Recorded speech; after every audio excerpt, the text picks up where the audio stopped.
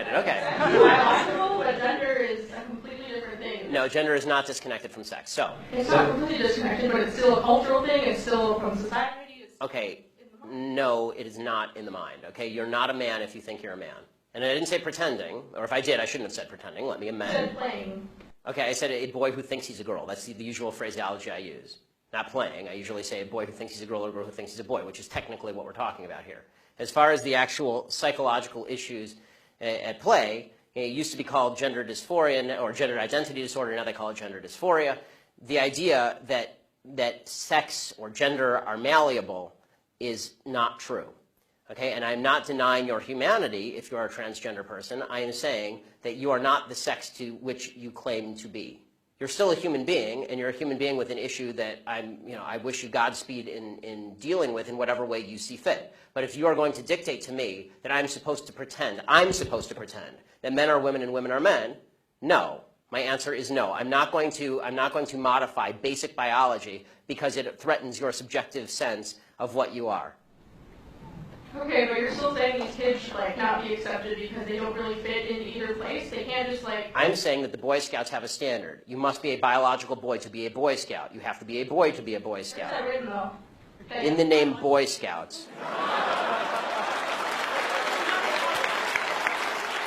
Because this is a very because for all of human history, boy meant boy and girl meant girl. Boy did not mean girl. People are very more changing their culture. And if I call you a moose, are you suddenly a moose? Okay, if I redefine our terms. No, yes, that's right. Men and women are a completely different thing. This is true. Have you ever met a man or a woman? They're completely different. Completely different thing. You can't just say you're a cat. It's not a thing. It's genders. It's not saying you're okay, a man. Why is that? I don't understand. Why? Okay, let me ask you this. Okay, I won't ask you how old. I will ask you how old you are. Okay, because you're young enough that it's probably not insulting to ask you. So. I'm 22, so I'm probably young and naive, right? No. Why aren't you 60? Why aren't you 60?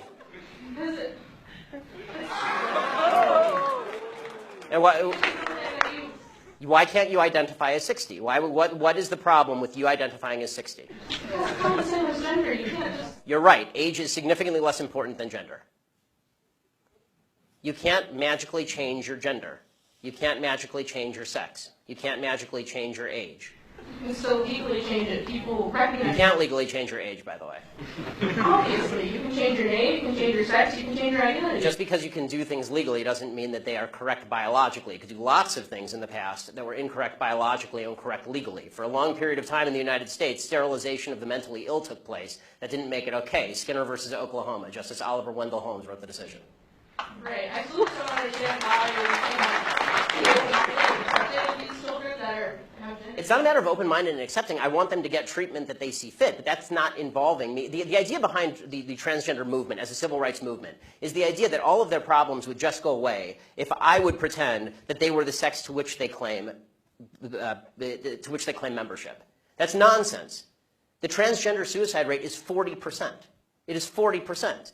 And according to the Anderson School at UCLA, it makes no difference. There's a study that came out last year. It makes no difference, virtually no difference, statistically speaking, as to whether people recognize you as a transgender person or not, which suggests there's a very high comorbidity between transgenderism, whatever that mental state may be, and suicidality. That has nothing to do with how society treats you. Do you think it could be because of their bullied at school? No, I don't think that. I do not think that the discrepancy. I do not think the discrepancy. First of all, I'm against bullying of any sort. Okay, the idea that somebody would beat somebody up is terrible. Okay, as somebody who's viciously bullied in high school, I'm not a fan of bullying. But the idea that the normal suicide rate across the United States is 4%. The suicide rate in the transgender community is 40%. The idea that 36% more transgender people are committing suicide because people are mean to them is ridiculous. It's not true, and it's not backed by any science that anyone can cite. It is pure conjecture. In fact, it's not even true that bullying causes suicide, according to a lot of studies. For example, in the black community, where the idea is supposedly that America is a racist society, blacks are bullied a lot. Okay, in the black community has significantly lower suicide rates than in the white community. In fact, in third world countries, the suicide rate is significantly lower than in first world countries. Suicide actually seems to be a privilege of the upper classes, if you actually look at it from a financial perspective.